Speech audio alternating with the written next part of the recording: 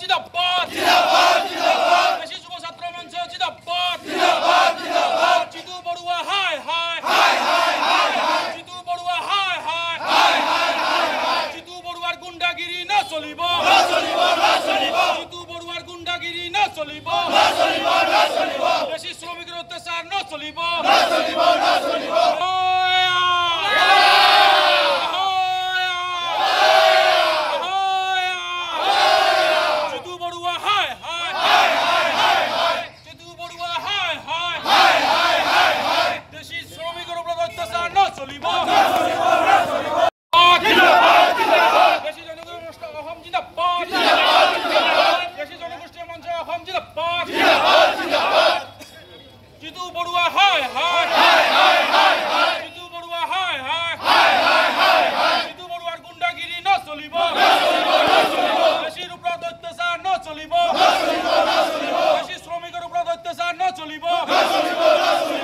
সঁচাই দুৰ্ভাগ্যজনক কথা আজি গোটেই অসমে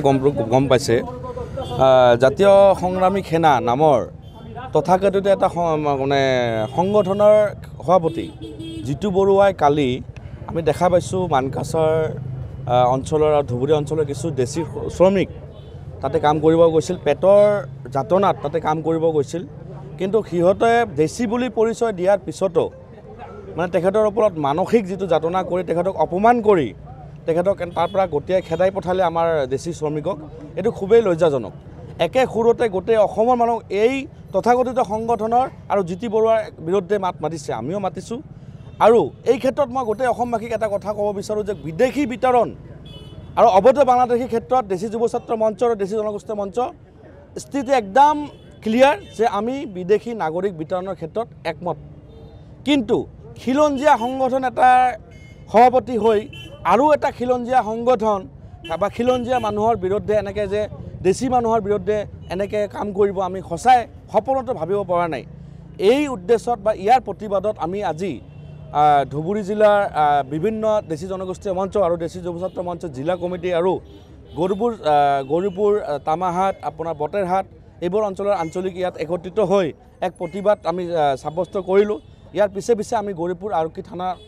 আমি যাম তাতে গৈ আমি জিতু বৰুৱাৰ বিৰুদ্ধে সাংগঠনিক ফালৰ পৰা আমি এটা এজাহাৰ দাখিল কৰিম আশা কৰোঁ অসম চৰকাৰে বা অসম আৰক্ষীয়ে তেখেতৰ বিৰুদ্ধে এই ভণ্ড নেতাজনৰ বিৰুদ্ধে বিহিত ব্যৱস্থা গ্ৰহণ কৰিব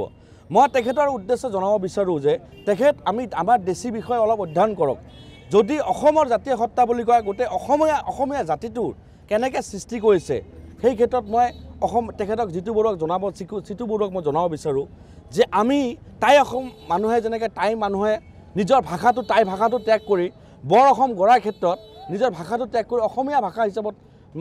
নিজকে বিলীন কৰিছিল আমিও কমতাপুৰত দেশী ভাষা ৰাজবংশী ভাষাটো ত্যাগ কৰি বৰ অসম গঢ়াৰ ক্ষেত্ৰত একালত আমাৰ কমতাপুৰত দেশী ভাষাটো ত্যাগ কৰি অসমীয়া ভাষা বুলি নিজকে কৰি বৰ অসম গঢ়াৰ ক্ষেত্ৰত আমি ঠিক একে অসমৰ নিচিনা টাই অসমৰ নিচিনা আমিও আমি চেক্ৰিফাইচ কৰিছিলোঁ কিন্তু আজি আমাৰ সন্মানটো ক'ত আমাৰ মানুহে ইয়াতে ৰাজবংশী ভাষা বা দেশী ভাষা কোৱাৰ কাৰণে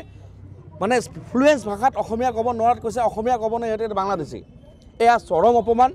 এয়া আমাৰ পতিয়া পাণ্ডে বৰুৱা আমাৰ মমেৰ আলী এনেকৈ স্বনামধন্য ব্যক্তিৰ ওপৰত অপমান শিলভদ্ৰৰ ওপৰত অপমান আমি মানি নলওঁ আমি আজি অসম আৰক্ষীক আমি এজাহাৰ দাখিল কৰিম তেখেতক যদি 24 ঘণ্টাৰ ভিতৰত গ্ৰেপ্তাৰ কৰা নহয় অথবা তেখেতে সামাজিক মাধ্যমত যদি তেখেতে দেশীসকলৰ ওচৰত যদি ক্ষমা বিচাৰে তেনেহ'লে ইয়াতকৈ ভয়ানক আমি আন্দোলন গঢ়ি তোলাত বাধ্য হৈ যাম আপুনি বিচৰা বাতৰি পাব কেৱল নিউজ 18 এপত নিউজ 18 এপ ডাউনলোড কৰিবলৈ স্কেন কৰক এই QR কোড গুগল প্লে ষ্টৰতো পাব এই নিউজ 18 এপ